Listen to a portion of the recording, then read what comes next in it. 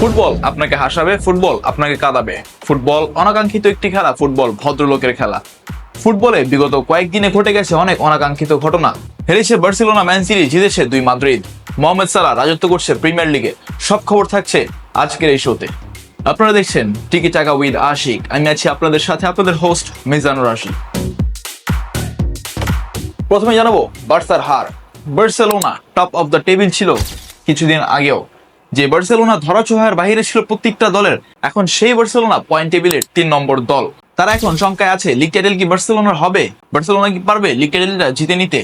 বার্সেলোনার হাতে সামনে আরো কয়েক ম্যাচ আছে। বার্সেলোনা যদি কোনো ভুলভ্রান্তি না করে থাকে, রিয়াল মাদ্রিদ অ্যাটলেটিকো মাদ্রিদ যদি হেরে যায় এবং রিয়াল মাদ্রিদ অ্যাটলেটিকো মাদ্রিদের বিপক্ষে যদি বার্সেলোনা সেকেন্ড লেগের ম্যাচগুলো জিতে যায়, তাহলে বার্সেলোনার জন্য সুবিধা হবে টাইটেলটা জিততে।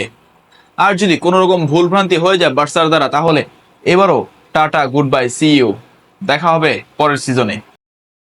অ্যাটলেটিকো মাদ্রিদ এত ভালো ভালো প্লেয়ার থাকার পরেও, আর্জেন্টাইন 6 জন স্টার নিয়ে খেলার পরেও কোন ফুটবল প্রেমীরা, ফুটবল সমর্থকরা অ্যাটলেটিকো মাদ্রিদ নিয়ে কথা বলতে রাজি নন, কথা বলতে চান না।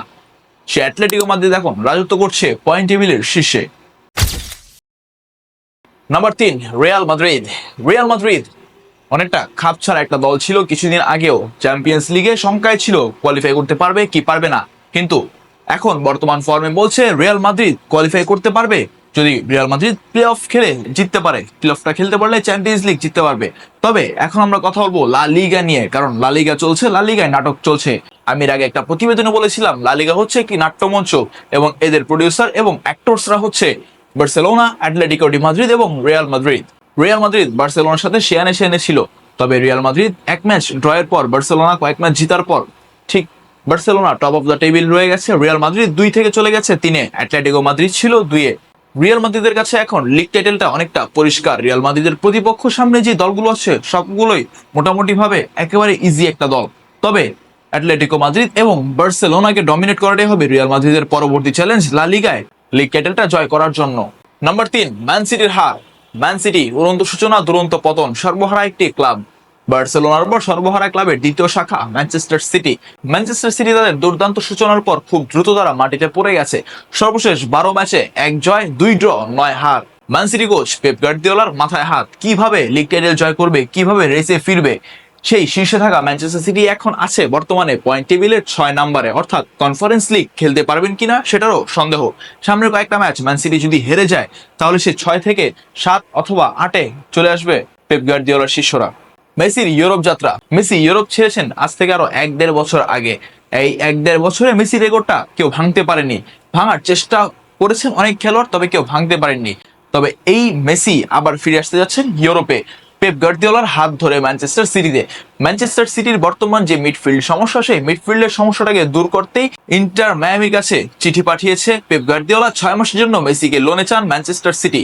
ডেভিড বেকহাম বলেছে এই সিদ্ধান্তটা সম্পূর্ণ মেসির। মেসি যদি চান তাহলে সে খেলতে পারেন ইউরোপে, আর মেসি যদি না চান তাহলে সে খেলবেন না ম্যানচেস্টার সিটিতে। এখন শুধু সময়ের অপেক্ষা মেসির ম্যান সিটিতে খেলার, কারণ মেসি এখন যদি চান মন থেকে তাহলে তিনি ম্যান সিটিতে খেলতে পারবেন পেপ গার্দিওলার আন্ডারে। 2012 সাল পেপ গার্দিওলা লিওনেল মেসি অধ্যায় ওইখানেই সমাপ্তি। এরপর পেপ গার্দিওলা বায়ার্ন মিউনিখের কোচ হন, তারপর ম্যান সিটির কোচ হন, তবে লিওনেল মেসি সেই বার্সাতেই থেকে যান।